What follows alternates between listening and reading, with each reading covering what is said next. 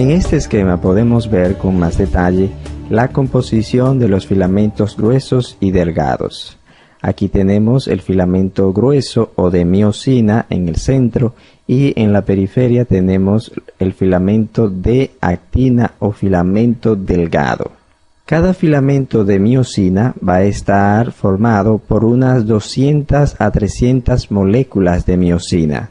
Cada miosina, como vemos aquí, tiene forma de un palo de golf o bastón. Aquí tenemos otra y aquí otra y así sucesivamente. A su vez, esta molécula de miosina se va a dividir en una parte que es meromiosina ligera y la otra parte que es meromiosina pesada. La meromiosina ligera forma la mayor parte del mango, mientras que la meromiosina pesada va a formar el resto del mango y las cabezas o puentes. Ambas partes están formadas por dos cadenas que se enrollan a manera de hélice y van a formar cadenas alfas. Aquí tenemos cadenas ligeras y aquí tenemos cadenas pesadas. Las cabezas, a su vez, están formadas por dos cadenas pesadas. A esta parte de la cabeza se le llama puente porque son los puentes o son las prolongaciones que van a formar puentes para unir el filamento de miosina con los filamentos de actina. La actina está formada por tres elementos que son la actina, la troponina y la tropomiosina. La actina va a estar dispuesta por dos cadenas que se enrollan que forman la F-actina. Estas cadenas, llamadas cadenas de F-actina, van a estar formadas por estas unidades globulares de actina G.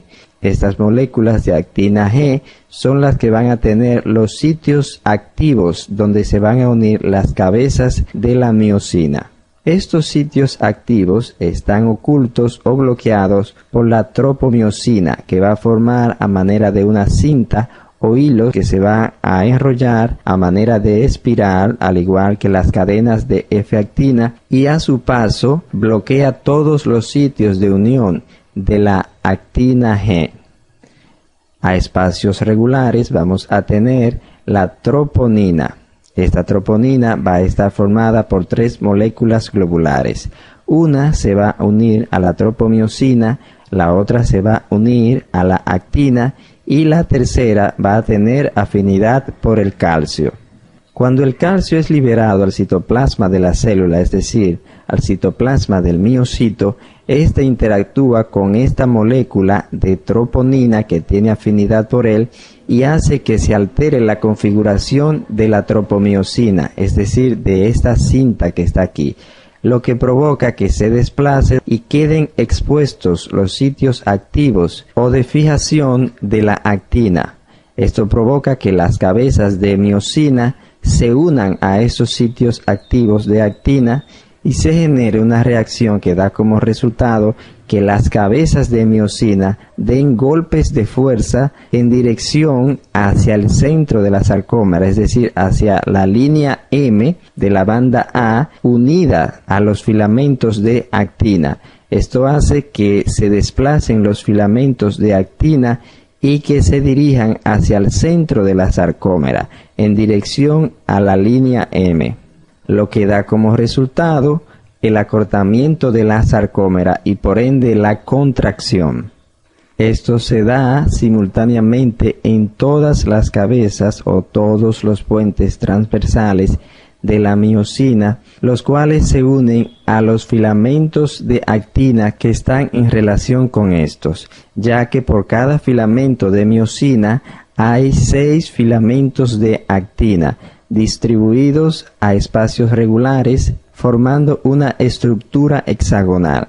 Es decir, los filamentos de actina son mucho más abundantes que los filamentos de miosina, ya que por cada filamento de miosina hay 6 filamentos de actina.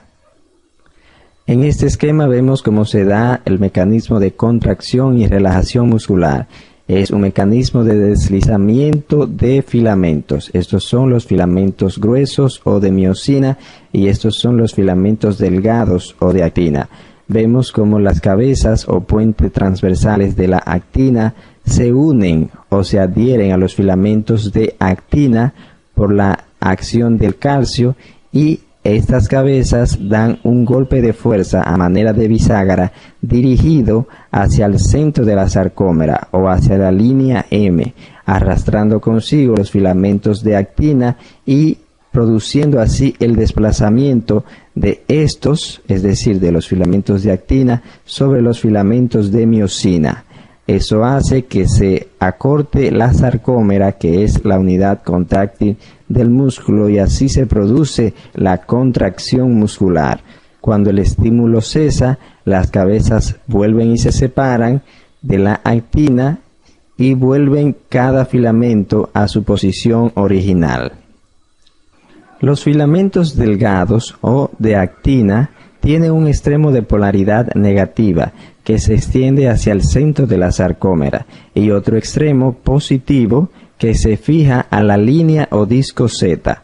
Esta estructura tiene forma de zigzag, como dijimos, y cada filamento de actina se une a 4 filamentos más de la sarcómera opuesta por medio de los 4 filamentos Z, en relación a los cuales está la matriz del disco Z, que es un material amorfo denso, y la proteína alfa-actina, que ayuda a conservar unidos los filamentos delgados de actina. La organización estructural de las miofibrillas se conservan en gran parte por 3 proteínas, que son la tinina, actinina alfa y la nebulina.